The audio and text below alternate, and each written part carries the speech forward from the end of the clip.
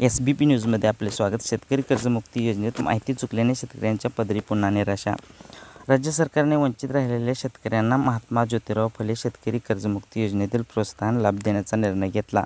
दरम्यान या शेतकऱ्यांना पैसे मिळण्याचा मार्ग मोकळा झाला होता, परंतु 33,767 शेतकऱ्यांचा प्रश्न प्रलंबितच राहण्याची शक्यता आहे. शिवाय राष्ट्रीयकृत बँकेमध्ये खाते असणाऱ्या शेतकऱ्यांची माहिती अपलोड करताना झालेल्या चुकांमुळे 5,000 शेतकऱ्यांना अनुदानाची प्रतीक्षा झाली आहे. जिल्हा बँकेतील काही शेतकऱ्यांनाही अशीच अडचण आली आहे.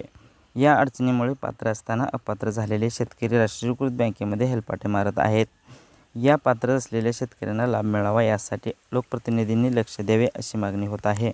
याबाबत जिल्हा उपनिबंधक निलकंठ करे म्हणाले की मृत वारसांचा डेटा अपलोड केला जाईल. 11,000 लाभार्थ्यांसह मृत वारस यांचा लाभ 10 दिवसात मिळेल.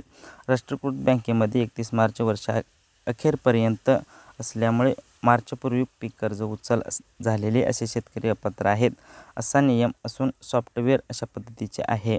राज्य शासनातर्फे महात्मा ज्योतिराव फुले शेतकरी कर्जमुक्ती योजनेअंतर्गत 27 डिसेंबर 2019 पासून परिपत्रक काढून लाभ देण्यास सुरुवात झाली.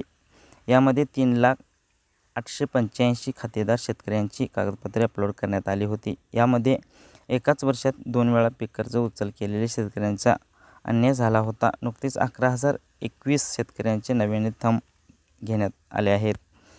यामध्ये 33,767 शेतकऱ्यांची अपात्र यादी आहे. टॅक्स भरणाऱ्या शेतकऱ्यांचाही यामध्ये समावेश आहे. यामध्ये जिल्हा बँकेचे 29,000 तर राष्ट्रीयकृत बँकेचे सुमारे 5,000 शेतकऱ्यांचा समावेश आहे. राष्ट्रीयकृत बँकेमध्ये सुरुवातीच्या टप्प्यात 3 वर्षेपैकी 2 वेळा पीक कर्ज असलेल्या शेतकऱ्यांचे स्टेटमेंट अपलोड करताना चुका झाल्या आहेत असे चित्र आहे. तसेच 31 मार्च वार्षिक आर्थिक वर्षाअखेर असल्यामुळे यामध्ये सुद्धा असे शेतकरी अपात्र झाले आहेत. या राष्ट्रीयकृत बँकेतील अपात्र शेतकऱ्यांना फेर सर्व्हे होऊन पात्र असलेल्या शेतकऱ्यांचा लाभ मिळावा अशी मागणी होत आहे. वंचित राहिलेल्या 11,021 शेतकऱ्यांच्या बरोबर मृत वारसा यांना लाभ देण्यासाठी सध्या पोर्टल सुरू करण्यात आले आहे.